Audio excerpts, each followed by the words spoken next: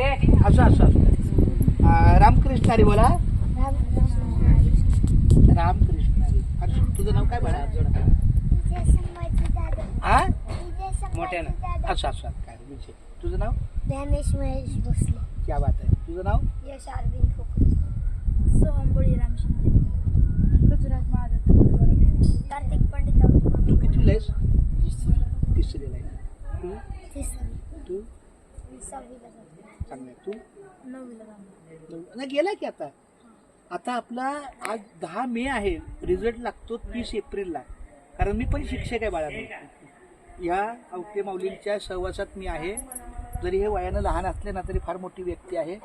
आणि यांनी मला सांगितलं मुलांशी बोलता का. आता मुलांशी बोलता का हे वाक्य बोलल्यावर मला नाही कसं म्हणायचं. कारण ज्या शाळेत मी शिक्षक आहे, काम करतो, मुलांवरच माझं जगणं आहे ना. आता समजा एखादा शेतकरी आहे, शेतात काम करणारा, आणि त्याला सांगितलं तर आमच्या शेतातलं काहीतरी 2 काम करणार का, तर तो नाही म्हणेल का. कारण त्याचं कामच ते आहे. 12 महिने तेच काम आहे. आता माझं शाळेतलं शिक्षण हे पण आमचे सचिन माऊली आहेत, आमच्या मिसेसचे भाऊ, ते पण शिक्षक आहेत.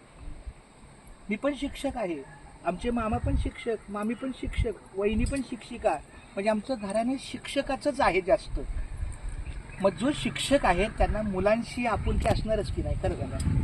मग त्या मुलांशी किती जरी बोललं तरी कमीच आहे. कारण बागेमध्ये जसं फुलाशिवाय शोभा आहे का.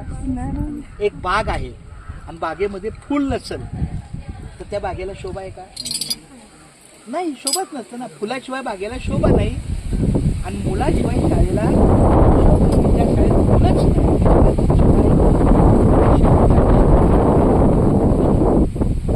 मुलांशी काय बोलायचं तर पहिले गोष्ट बाळा, तुम्ही शाळा शिकत अध्यात्माच्या ज्या वारकरी संप्रदायात सहभाग घेतला हे फार तुमचं भाग्य आहे. हे सगळ्यांना शक्य नाही आहे, सगळ्यांना जमत नाही. आम्हाला सुद्धा शालेय जीवनात नाही जमलं. तर आम्ही मुंबईच्या धारावी, जी धारावी झोपडपट्टी तुम्हाला ऐकून आहे, धारावी झोपडपट्टी, आशिया खंडामध्ये धारावी नावाची एक झोपडपट्टी आहे.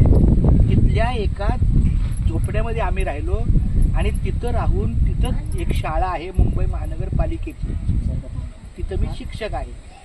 मग अशा मुलांना कसं अध्यात्माने काय हे. पण या माऊलींचं फार मोठं कार्य आहे, कृपा आहे. आवटे महाराजांचं, खूप कृष्ण महाराजांचे धन्यवाद. ते मुलांच्या आणि त्यांच्या आईचा सुद्धा आशीर्वाद.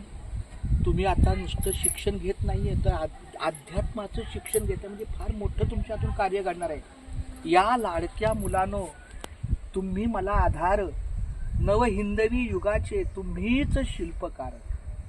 उद्याच्या भारताचा तुम्ही नागरिक आहात. आता जरी वयवर्ष लहान असलं, सगळे तुम्ही मुलं 15 वर्षाच्या खालचीच आहात. ह्याचं काहीतरी 7-8 असेल, ह्याचं 4-5 असेल.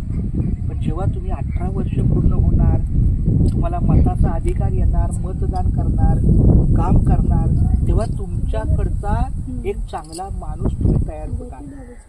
म्हणून अध्यात्माच्या शिक्षणामध्ये तुमचं फार मोठं स्वागत आहे. तुमचं प्रत्येकाने एकमेकाला टाळ्या वाजवून स्वागत करा. तू बाकीच्यांसाठी, तू इतरांसाठी, असं प्रत्येकाने एकमेकाला. कारण नुसतं शाळेत जाणं ठीक आहे, परंतु शालेय काय लिहिलं बघा, शालेय शिक्षणाबरोबर आध्यात्मिक केंद्र म्हणजे इथं वारकरी संप्रदायाचं शिक्षण देणं फार मोठं, म्हणजे फार भगवंताचीच कृपा आहे. हे सगळ्याच्या नशिबी नाही आहे. आज किती आळंदीमध्ये सुद्धा किती मुलं आहेत, पण सगळीच मुलं शालेय शिक्षण घेत वारकरी संप्रदाय होत नाही. ज्याच्या गळ्यामध्ये तुळशीची माळ असते तोच. आता माझा मुलगा तरी कुठं, बरी मी वारकरी आहे, पण माझा मुलगा त्याचं इंग्रजी